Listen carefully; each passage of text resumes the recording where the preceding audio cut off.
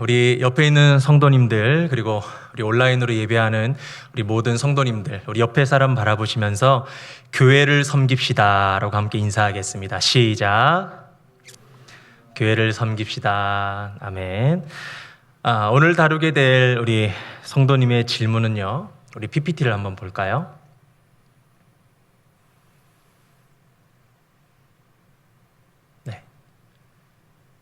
네.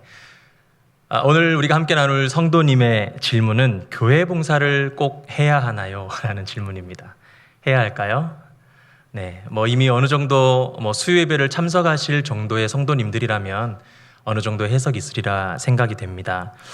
우리가 교회 봉사라는 단어를 생각할 때 보통 여러분 어떻게 인식되십니까? 긍정적인 마음이 많이 드시나요? 좀 부정적인 마음이 많이 드시나요? 우리가 사실 교회 봉사에 대한 것을 생각할 때요, 교회 봉사를 하며 이렇게 땀 흘리고 또 함께 모여서 그 시간들을 보냈던 시간들을 한번 추억해 보면 힘들긴 힘들죠. 몸은 힘드니까. 그런데 기쁨과 즐거움이 좀 더 컸던 것 같습니다. 여러분은 어떠십니까? 저는 개인적으로 또 아버지가 목사님이시고 지금도 목회를 하고 계시기 때문에 어릴 적부터 교회에서 봉사하시는 분들을 늘 보며 자랐습니다. 그래서 개인적으로는 참 고맙다. 우리 아버지 어머니가 교회에 계시는 건 당연하지만 저분들은 어떻게 교회를 계속 나오고 있을까? 어릴 때 그런 마음이 좀 들었고요. 아버지 어머니가 아닌 저분들이 만약에 교회를 떠나면 우리 엄마 아빠밖에 없는데 이 교회는 어떻게 되지라는 생각이 어렸을 때 제 마음 가운데 좀 있었던 것이 기억이 납니다. 그래서 참 교회에서 이름 모르게 빚 없이 이름 없이 또 이렇게 아무 보수 받지 않고 교회를 섬기고 또 봉사하시는 분들이 참 고맙고 감사하다라는 생각을 했습니다. 우리 강남 비전교회도 사실은 그렇게 이렇게 교회가 세워진 것이죠. 이제 몇 주 뒤면 49주년 감사 예배를 또 드릴 텐데 이 교회가 그렇게 수년 동안 시간이 흐르는 동안 수많은 성도님들의 봉사로 또 섬김으로 이곳까지 이 시간까지 왔으리라 믿습니다. 그러나 우리가 교회 봉사에 있어서 좀 주의해야 할 점이 있습니다.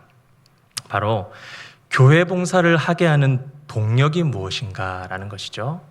그것이 신앙인가 아니면 그냥 단순한 열심이나 책임감, 책무 때문인가입니다. 교회에서 어느 날 정말 열심히 봉사하던 사람이 정말 열심히 한다, 잘한다라고 하는 사람이 어느 한순간 교회에서 얼굴이 보이지 않고 신앙이 확 주저앉고요. 열정이 식어버리고 심지어는 교회를 떠나는 경우들을 우리는 보게 됩니다. 그 중에 작지 않은 경우들이 이 교회 봉사를 하다가 지쳐서인 경우들이 있습니다. 이러한 현상들이 좀 집중적으로 나타나는 세대가 바로 이 청년 세대인데요. 얼마 전 작년이었죠. 이 CGN TV에서 안녕히 계세요 하나님이라는 주제로 이 청년들, 우리 교회를 떠나는 이유를 리포트했던 그런 다큐가 방영된 적이 있었습니다. 그 중에 인터뷰를 하는 어떤 한 여자 청년이 이제 교회에서 반주를 했나 봐요. 반주를 하던 청년인데 교회에서 내가 가장 많이 들은 말이 무엇입니까? 라는 질문 앞에 이런 말을 하더라고요. 또 너밖에 없다. 이제 목사님이시겠죠. 부사역자 분이시던가 찬양 리더가 아이고 누구누구야 오늘도 너밖에 없다. 좀 나와줘라. 또 다음 예배 때 오늘도 너밖에 없다. 이 말을 가장 많이 들었다라는 것이죠. 그 청년이 이렇게 말합니다. 교회가 큰 교회에서 우리 섬기는 자들은 어떻게 보면 소속사의 스케줄대로 움직이는 아이돌 그룹들과 별반 다를 것이 없게 느껴졌다라는 말을 합니다. 또 어떤 청년들은 인터뷰 가운데 교회를 인력사무소 또는 어떤 친구들은 교회 탈출 넘버원이라는 단어를 쓰면서 빨리 교회를 탈출하는 것이 이득이다라는 인터뷰를 하는 것을 들었습니다. 참 안타깝죠. 원인이 무엇일까요? 일꾼이 필요한 자와 또 준비가 필요한 자 간의 괴로운 갈등이 아닌가 생각이 됩니다. 물론 교회 봉사는 성도로 하여금 신앙이 자라나게 하고요. 또 신앙이 더 성숙되게 되어지는 통로가 되기도 합니다. 그러나 대다수의 경우에 섬김과 봉사에 대한 어떤 신앙적인 해석, 자발적인 동의가 없이 이루어진다라는 것이 문제입니다. 사역이라는 명분을 내세워서 그들의 어떠한 영적인 상황과 상태들을 고려하고 또 배려하지 않는 교회의 시스템도 문제이고요. 그러다 보면 어느 순간 지침이 찾아오게 되는 것이죠. 또 신앙적인 정체기를 맞게 됩니다. 교회 봉사에 대한 것을 우리가 이야기하기 전에 우선적으로 생각해야 할 것은 섬김과 봉사의 신앙적 해석입니다. 가장 건강한 섬김과 봉사는요, 자발적으로 이루어지는 것이고, 가장 건강한 자발성은 결국 건강한 신앙 안에서 나타나는 것이기 때문입니다. 그래서 우리가 첫 번째로 나누어야 될 것은 섬김과 봉사는 하나님 사랑에 대한 실천 행위라는 것입니다. 만약에 어떤 사람이 또는 성도가 또는 청년이 오랜 시간 교회에서 봉사를 하다가요, 이제 지침이 찾아온 거예요. 그리고 여러분에게 찾아가서 이렇게 질문합니다. 교회 봉사를 꼭 해야 하나요? 그러면 여러분들 어떻게 대답하시겠습니까? 이렇게 대답할 수도 있죠. 해야지. 하지 마 그러시는 분들 별로 없잖아요. 해야지. 아직 열정이 있을 때잖아요. 아유, 집사님, 성도님, 얼마나 집사님 책임감 넘치시고 능력 있으십니까? 하셔야죠. 또 어떤 사람은 집사님이 얼마나 지금 가진 달란트가 많은데 우리 교회처럼 이렇게 일꾼이 부족한 상태에서 당연히 하셔야죠. 또 청년에게는 이렇게 말할 수도 있죠. 나 때는 꼰대 같은 생각으로 나 때는 다 그렇게 했어 라고 대답할 수도 있을 것입니다. 그러나 이러한 질문에 대한 답은요, 사실은 우리가 좀 신앙적으로 다가가서 이 문장으로부터 시작해야 된다는 것입니다. 하나님이 먼저 우리를 사랑해 주셨습니다. 하나님은 열조를 사랑하셨다. 다윗을 사랑하셨다. 의인을 사랑하셨다. 그리고 우리를 이처럼 사랑하셨다라고 말씀합니다. 이에 대한 응답은요, 우리도 하나님을 사랑하는 것입니다. 신명기 6장 4절부터 5절까지 말씀을 보시면 이스라엘아 들으라 우리 하나님 여호와는 오직 유일한 여호와시니 너는 마음을 다하고 뜻을 다하고 힘을 다하여 내 하나님 여호와를 사랑하라 말씀하십니다. 예수님께서도 하나님을 사랑하는 것이 첫째 되는 계명이다라고 말씀하시죠. 마태복음 22장 37절에서 38절 말씀에 예수께서 이르시되 내 마음을 다하고 목숨을 다하고 뜻을 다하여 주 너의 하나님을 사랑하라 하셨으니 이것이 크고 첫째 되는 계명이다라고 말씀하셨습니다. 그런데 중요한 것은 그 하나님을 사랑하는 그 하나님 사랑에 대한 구체적인 내용이 뭐냐는 거예요. 하나님 보이지 않잖아요. 우리 앞에 계시지 않잖아요. 그런데 어떻게 하나님을 사랑하냐는 것입니다. 바로 이것으로부터 성경이 가르치는 이 섬김의 본질이 나타납니다. 우리를 향한 하나님의 사랑에 대한 응답. 하나님이 우리를 사랑하셨으니까 우리도 그 하나님의 사랑에 대한 응답을 해야 되는데 우리가 하나님을 사랑하는 것은 바로 이웃사랑. 더 나아가서 자연사랑으로까지 구체화되는 또는 현실화되어지는데 바로 이것이 성경이 가르치는 섬김과 봉사의 본질이라는 것입니다. 요한일서 4장 20절에서 21절 말씀에 누구든지 하나님을 사랑하노라 하고 그 형제를 미워하면 이는 거짓말하는 자니 보는 바 그 형제를 사랑하지 아니하는 자는 보지 못하는 바 하나님을 사랑할 수 없느니라. 우리가 이 계명을 주께 받았나니 하나님을 사랑하는 자는 또한 그 형제를 사랑할지니라 라고 말씀합니다. 이렇게 성경이 말하는 섬김과 봉사는요, 하나님 사랑에 대한 실천 행위라는 것입니다. 간혹 우리는 하나님 사랑에 대한 실천 행위의 전부를 오직 예배에만 한정 지을 때가 있습니다. 그런데 예배라는 단어와 또 섬김이라는 단어의 어원이 같다라는 사실을 성도님들 알고 계십니까? 영어의 서비스라는 말, 네, 영어를 잘 못해서요. 영어의 서비스라는 말은요, 히브리어의 아바드, 그러니까 섬기다, 예배드리다라는 말에서 유래된 겁니다.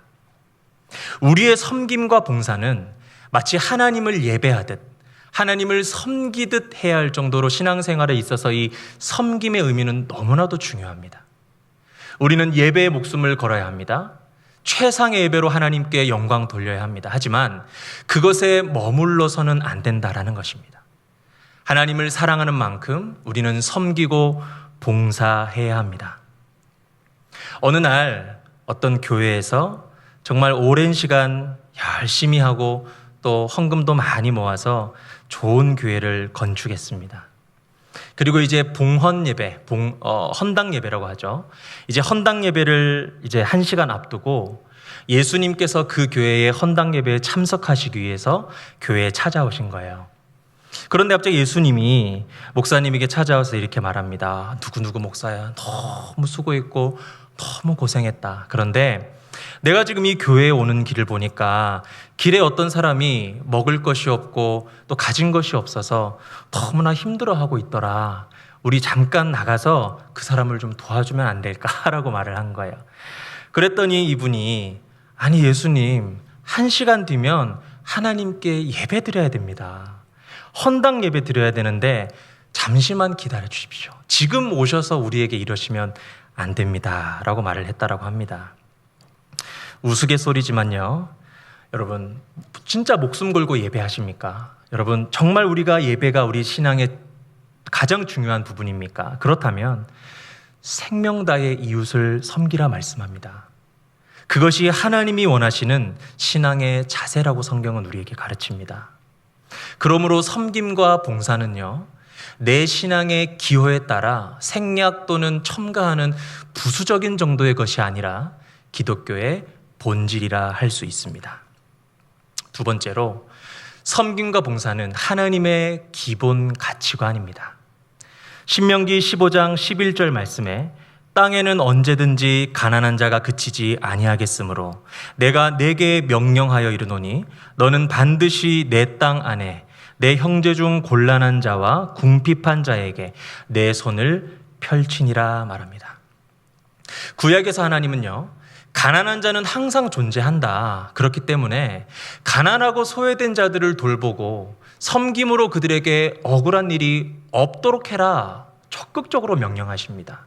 그리고 하나님은요, 우리에게 명령하시는 것으로 그치지 않으시고 직접 이들을 돌보시고 건져주시고 도와주신다라는 것입니다. 시편 10편 14편 말씀 보면 주께서는 보셨나이다. 주는 재앙과 원한을 감찰하시고 주의 손으로 갚으려 하시오니 외로운 자가 주를 의지하나이다. 주는 벌써부터 고아를 도우시는 이시니이다.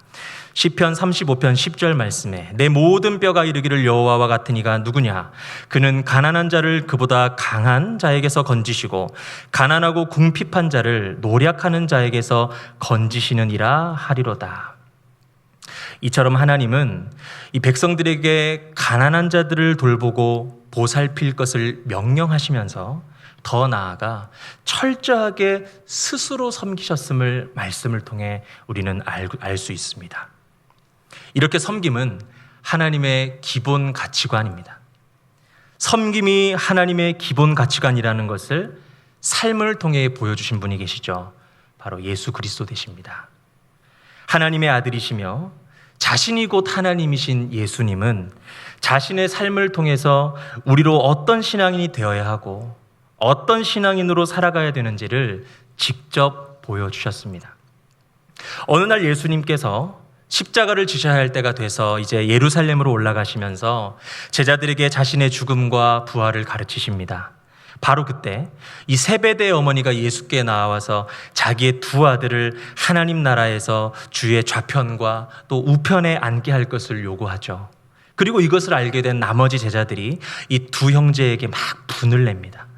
이때 예수님이 이렇게 말씀하십니다. 너희 중에는 그렇지 않아야 하나니 너희 중에 누구든지 크고자 하는 자는 너희를 섬기는 자가 되고 너희 중에 누구든지 으뜸이 되고자 하는 자는 너희의 종이 되어야 하리라. 인자가 온 것은 섬김을 받으려 함이 아니라 도리어 섬기려 하고 자기 목숨을 많은 사람의 대속물로 주려 함이니라. 하나님의 나라를 위해서 일하는 자들의 자세에 대한 말씀입니다. 하나님 나라에서 큰 자는 디아코노스, 그러니까 섬긴 자가 되고 첫째가 되는 자는 다른 사람의 둘로스, 종이 되어야 한다라는 것입니다. 예수님은 후에 사도가 되어서 이제 초대교회들을 이끌어갈 제자들에게 어떠한 다른 능력을 요구하지 않으시고요. 바로 섬기는 자가 되어야 함을 직설적인 표현으로 강조하신 것이죠. 예수님이 참된 섬김의 종이신 이유는 말로만 하지 않으셨다라는 것입니다.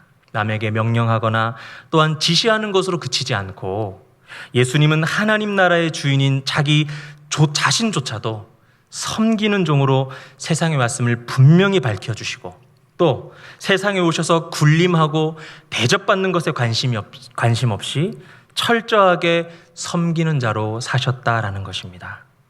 배고픈 자들에게는 음식 봉사로, 병든 자들에게는 이 치료의 봉사로, 들을 귀가 있는 자들에게는 말씀의 봉사로 섬겨주셨습니다. 그리고 마지막에는 인류 구원을 위한 속죄 제물로 드리신 제사 봉사로 온 세상을 섬겨주셨습니다. 그런 섬김의 종이신 예수님이 우리에게 사랑으로 당부하셨습니다. 사랑하는 내 자녀들아, 하나님의 나라는 더 많이 섬기는 사람이 첫째가 되고 다른 사람의 종이 되는 사람이 주인이 될 것이란다. 요한복음 13장에 나타나는 예수님의 발 씻기심은요, 예수님의 섬기는 자로서의 정체성을 여실히 드러나는 사건이었습니다. 예수님이 제자들의 발을 씻기신 이유는 그들을 사랑하셔서 섬기기 위한 것이었습니다. 제자들의 발을 씻으신 후에 주님은 제자들에게 이제 자신이 그들의 발을 씻기신 이유에 대해서 이렇게 말씀하십니다. 요한복음 13장 13절에서 14절 말씀에 너희가 나를 선생이라 또는 주라 하니 너희 말이 옳도다. 내가 그러하다. 내가 주와 또는 선생이 되어 너희 발을 씻었으니 너희도 서로 발을 씻어주는 것이 옳으니라. 예수님은 자신을 팔아넘길 유다까지도 끝까지 사랑의 마음으로 섬겨주시면서 너희도 서로 발을 씻어주는 것이 옳다라고 권면하십니다. 먼저 섬김의 본을 보여주신 것이죠. 예수님은 제자들의 발을 다 씻기신 후에 딱 한 문장으로 그 사역에서의 교훈을 정리해 주셨습니다. 요한복음 13장 34절에 새 계명을 너희에게 주노니 서로 사랑하라. 내가 너희를 사랑한 것 같이 너희도 서로 사랑하라. 바로 이것이 예수님의 공생의 사역 전체의 주제였습니다. 이것은 예수님의 디아코노스, 곧 섬기는 자로서의 새 계명이었습니다. 서로 사랑하라는 계명을 제자들에게 주신 것이죠. 예수님이 가르치신 사랑은요, 철저히 섬기고 봉사하는 것으로 완성되는 것임을 실제로 보여주신 귀한 사례였습니다. 그리고 그것이 곧 하나님을 사랑하는 방법임을 가르쳐 주셨습니다. 다시 한번 말씀드립니다. 그리스도인에게 있어서 섬김과 봉사는요, 내 신앙의 기호에 따라 생략 또는 첨가하는 부수적인 정도의 것이 아니라 기독교의 본질이요, 하나님의 기본 가치관입니다.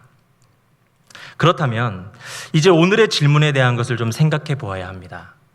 교회 봉사를 꼭 해야 합니까? 첫 번째로 해야 합니다. 왜이죠? 교회는 성도의 섬김과 봉사를 통해서 세워지기 때문입니다. 하나님은 우리의 신앙을 교회를 통해서 이루어 가신다는 것을 우리는 기억해야 합니다. 하나님은 교회를 통해서 성도를 보호하시고요, 교회를 통해서 복음을 확장시키시고요, 교회를 통해 하나님의 뜻을 이루어 가십니다. 그러한 교회의 머리 되신 분이 섬김의 종이요, 삶으로 섬김의 끝을 보여주신 예수 그리스도이십니다. 그리고 교회의 몸된 지체는 성도인 우리 자신입니다. 그렇다면 교회의 머리 되신 분이, 교회의 머리 되신 예수님이 섬김의 종으로 자처하여서 삶의 처음을 섬김으로 시작해서 끝을 섬김으로 마무리하신 예수님인데요, 교회의 몸된 지체인 우리는 그렇다면 어떻게 살아가야 할까라는 질문입니다. 에베소서 4장 11절에서 12절 말씀에 그가 어떤 사람은 사도로, 어떤 사람은 선지자로, 어떤 사람은 복음 전하는 자로, 어떤 사람은 목사와 교사로 삼으셨으니 이는 성도를 온전하게 하여 봉사의 일을 하게 하며 그리스도의 몸을 세우려 하심이라. 신앙생활은 곧 교회 생활입니다. 그리고 교회의 몸된 지체인 우리는요, 각자에게 맡겨진 사명대로 섬기고 봉사함을 통해서 그리스도의 아름다운 몸을 세워가는 것입니다. 이것이 교회의 몸된 지체인 성도의 사명입니다. 그 사명을 잘 감당한 사람 중에 한 명을 성경이 소개하고 있습니다. 바로 스데바나라고 하는 고린도 교회의 성도입니다. 고린도전서를 보면 그 많은 고린도 교회의 사람들 중에 딱 한 사람을 지목해서 좀 심하지 않나 생각될 정도로 극찬하는 내용이 이 편지의 말미에 나타나는데요. 고린도전서 16장 15절 18절을 보면 형제들아 스데바나의 집은 곧 아가야의 첫 열매요 또 성도 섬기기로 작정한 줄을 너희가 아는지라. 내가 너희를 권하노니 이 같은 사람들과 또 함께 일하며 수고하는 모든 사람에게 순종하라. 내가 스데바나와 브드나도와 아가이고가 온 것을 기뻐하노니 그들이 너희의 부족한 것을 채웠음이라. 그들이 나와 너희 마음을 시원하게 하였으니 그러므로 너희는 이런 사람들을 알아주라 라고 말합니다. 순종하라, 알아주라. 고린도 교회와 같이 이 분열이 심한 공동체에 한 사람을 딱 지목해서요, 그와 또 그 집안의 사람들에게 순종하고 또 그들을 알아주라라고 했다는 것은 사실 문제가 있을 수도 있습니다.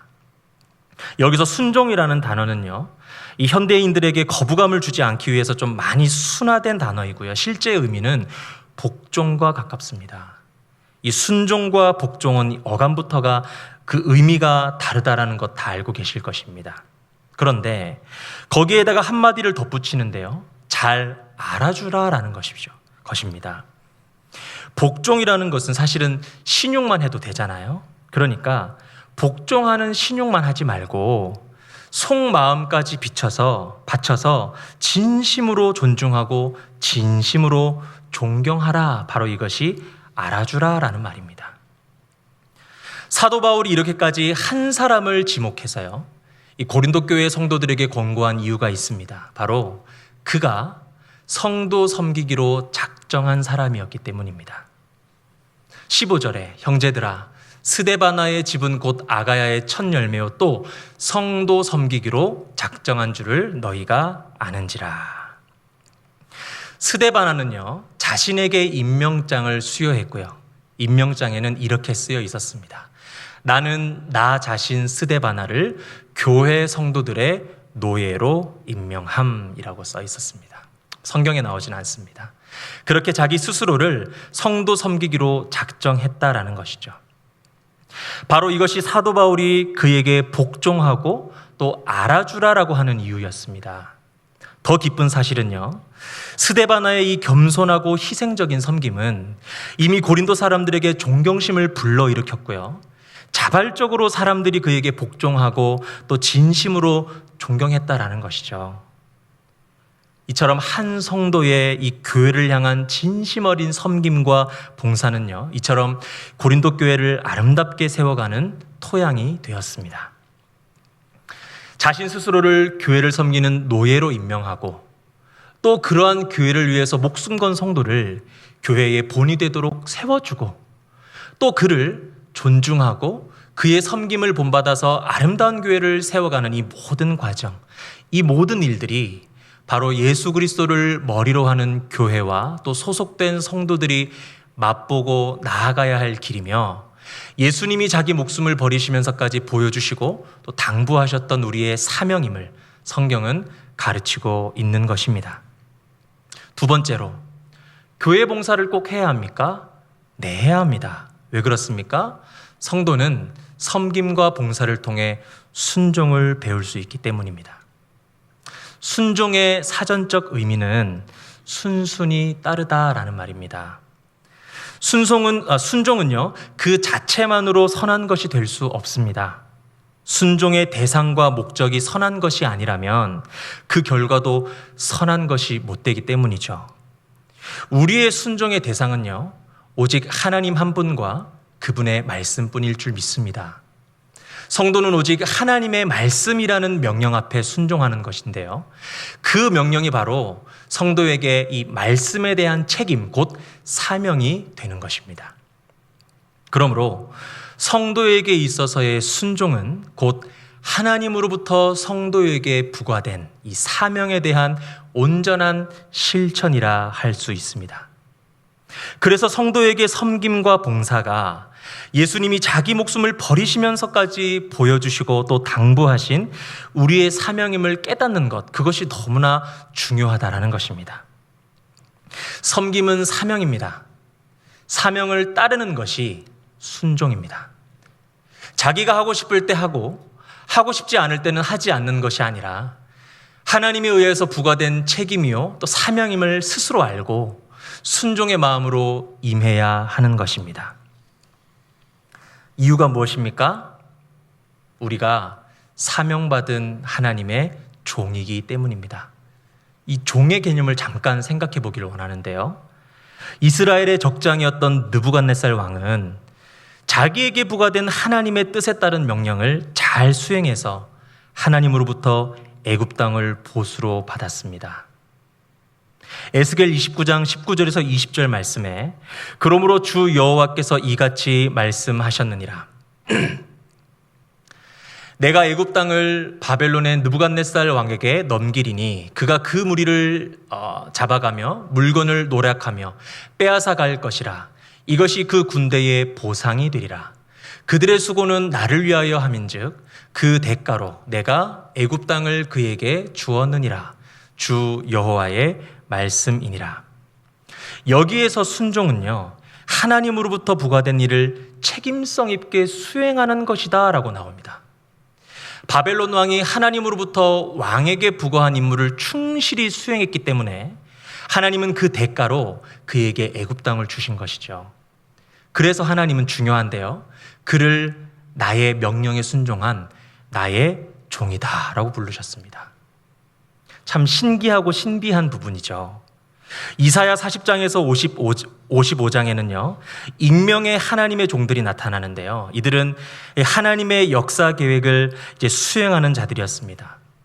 고레스 왕은 이 하나님의 택한 목자로서 하나님의 역사 운행의 도구로 사용되었습니다. 또 다른 어떤 자는 이방인을 위한 빛으로 부름을 받았다 그랬고요. 또는 갇힌 자를 해방시키는 자로 소명을 받고 순종하였다라고 기록하고 있습니다. 신비합니다. 하나님의 명령 앞에서는 이스라엘의 적장도요, 이방인도요, 곧 종, 곧 섬기는 자가 되었다라는 것입니다. 종이 무엇입니까? 종이 누구입니까? 순종이 무엇입니까?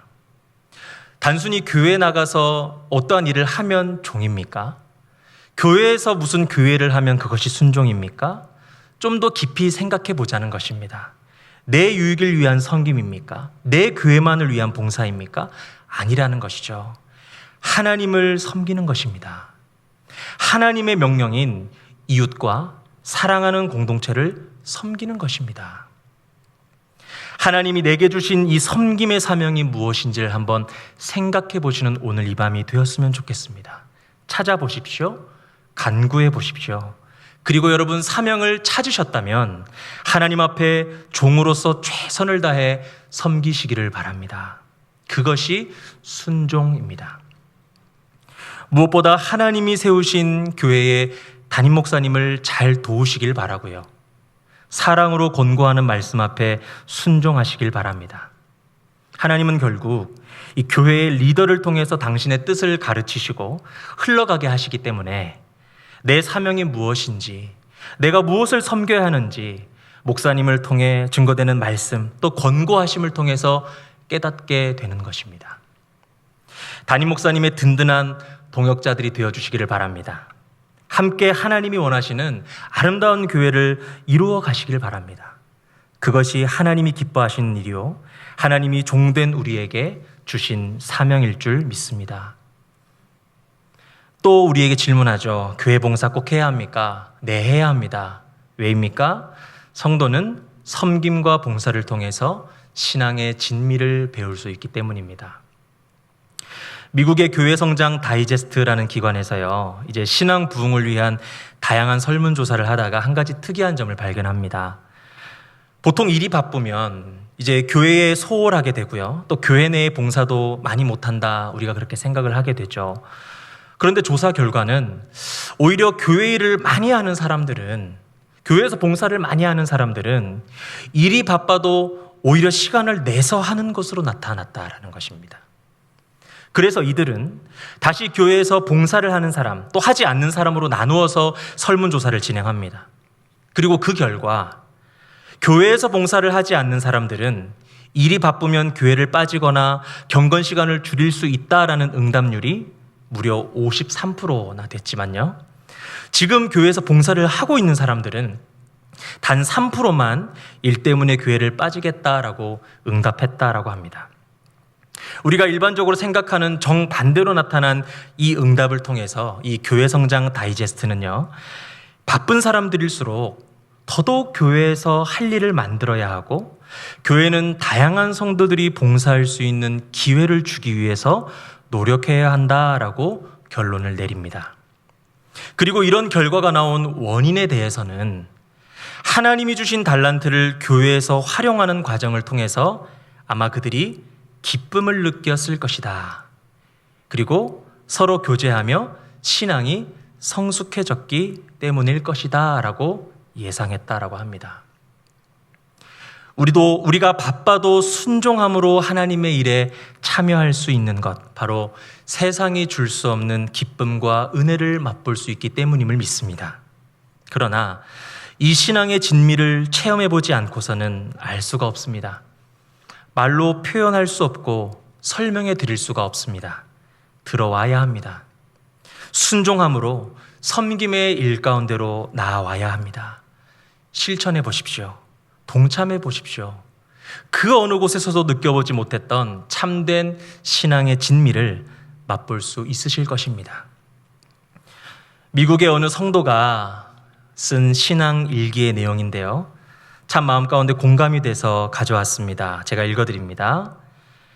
미국 연수 시절 내가 다닌 교회에서 새신자 교육을 맡은 분이 이런 얘기를 했다. 여기는 성도들이 청소, 식사, 교육, 전도 등 살림을 직접 꾸려가는 교회입니다.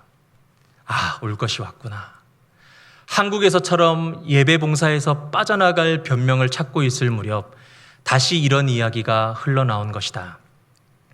한국에서는 장례식에 가야 한다, 특근이 있다, 핑계를 댈 수 있지만 여기는 핑계를 댈 게 없다. 살아보면 알겠지만 주말에 교회 말고는 갈 데가 없다. 몇 주가 지내고 교회 대청소 날이 다가왔는데 아내가 내 눈치를 보며 물었다. 내일 청소하러 가지 않을래요? 너무 내키지 않았지만 아내의 계속되는 권유로 어쩔 수 없이 대청소를 나가게 되었다. 우리 부부는 유년부실을 청소했는데 돌이켜보니 내 집도 아닌 다른 건물 청소를 그렇게 정성으로 해본 적이 평생에 단 한 번도 없었던 것 같다. 그런데 참 신기하게도 대가 없이 한 일이 그렇게 뿌듯하게 느껴진 적이 없었다. 아마도 가장 궁극적인 기쁨이 이타적 행위에서 나온다는 걸 체험했기 때문일 것이다. 이타적 행위가 지금 생각해보니 바로 섬김, 예수님의 가르침이었던 것이다. 미국에서 돌아온 뒤 초등학생 딸아이가 주일 오전에 굳이 성가대를 가겠다고 했다. 딸 아이를 보면서 참 묘한 것을 느낀다. 평소에는 늦잠을 자고 아침마다 법석을 떠는 녀석이 주일 아침이면 가장 먼저 잠을 깨서 교회 갈 준비를 한다. 감기 기운이 있어 그만 쉬었으면 하는데도 창백한 얼굴로 괜찮다며 미소를 짓는다. 어떤 동력이 아이의 마음을 저렇게 움직이는 것일까? 딸아이는 그동안 아빠가 선뜻 실행하지 못했던 섬김의 참 기쁨을 이미 체험한 것이 아닐까. 그렇습니다. 이 몸의 헌신을 통해서 우리는 이처럼 신앙의 진미를 배우게 됩니다. 평생 나만을 위해서 살던 자가 남을 위해 살 수 있게 되고요. 내 자녀 키우기 급급했던 자가 내 자녀가 아닌 다른 자녀를 위해서 눈물로 기도하는 기적과 신비가 있는 곳, 바로 그것이 교회의 섬김과 봉사의 자리입니다. 그러한 신앙의 참된 진미와 기쁨을 누리기 원하신다면 섬김과 봉사의 자리로 나아가십시오. 하나님이 그 영혼을 기뻐하시고요, 그를 통해 놀라운 일들을 이루어 가실 것입니다. 말씀을 정리합니다. 우리는 교회 봉사를 생각하기 이전에 먼저 섬김과 봉사의 신앙적인 해석이 필요합니다. 두 가지를 말씀드렸습니다. 섬김과 봉사는 하나님 사랑에 대한 실천 행위입니다. 두 번째는 섬김과 봉사는 하나님의 기본 가치관입니다. 교회 봉사를 꼭 해야 합니까? 해야 합니다. 교회는 성도의 섬김과 봉사를 통해 세워지기 때문입니다. 교회 봉사를 꼭 해야 합니까? 해야 합니다. 성도는 섬김과 봉사를 통해 순종을 배우기 때문입니다. 성도는 섬김과 봉사를 통해 신앙의 진미를 배울 수 있기 때문입니다. 여러분의 아름다운 섬김과 봉사를 통해서 하나님께서 영광 받으시고 아름다운 교회가 멋지게 세워가는 그날을 함께 봉사하며 누리기를 간절히 소망합니다. 함께 기도하시겠습니다. 하나님, 우리로 하나님의 나라와 영광을 위해서 섬길 수 있는 자리, 봉사할 수 있는 건강, 또 하나님을 위해 기쁘게 나아갈 수 있는 신앙을 허락하심에 감사합니다. 하나님, 강남 비전교회를 기억하여 주옵소서. 이 교회의 많은 땀들과 흘린 눈물들과 또한 섬김과 봉사로 하나님이 세우신 이 교회를 통해 주님 마음껏 영광 받아주시고 많은 영혼들 살려주시고 하나님이 아름답고 하나님께서 기뻐 받으시는 귀한 예배가 이 땅 가운데, 이 교회 가운데 풍성하게 나타날 수 있도록 주님 인도하시고 역사하여 주옵소서. 교회 곳곳에 섬김의 자리가 있습니다. 그리고 섬길 일꾼들을 찾고 있습니다. 주님, 나아가게 하시고 나아가 세상이 줄 수 없는 기쁨과 은혜와 감격을 그곳에서 누리며 경험할 수 있도록 주님 그들을 인도하여 주시옵소서. 감사드리며 예수님의 이름으로 기도드렸습니다. 아멘.